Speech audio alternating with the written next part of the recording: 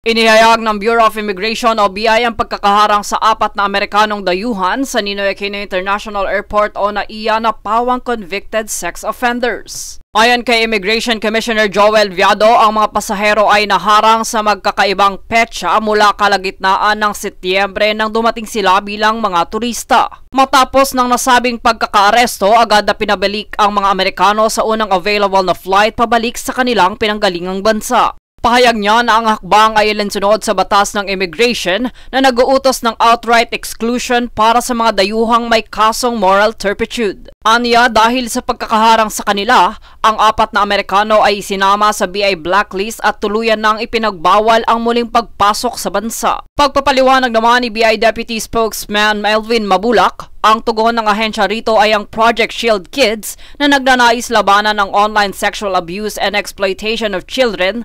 Layunin nitong palakasin ang proteksyon ng mga bata laban sa mga banyagang sexual predators at human traffickers na gumagamit ng internet upang pagsamantalahan ang mga bata. Aniya, sa tulong nito, hinihikayat ng BI ang publiko na i-report ang anumang kahina-hinalang aktibidad o krimen laban sa mga bata sa pamamagitan ng pakikipag-ugnayan sa Makabata Helpline 1383 ng Council for the Welfare of Children. Pahayag niya, ang kampanya ay nakatuon sa pagpapaigting ng kooperasyon ng mga ahensya ng gobyerno, komunidad at mga organisasyon upang matiyak ang kaligtasan ng mga bata at lamanan ang anumang uri ng pang-aabuso. Jade Buhoy, nag-uulat para sa One Media Network.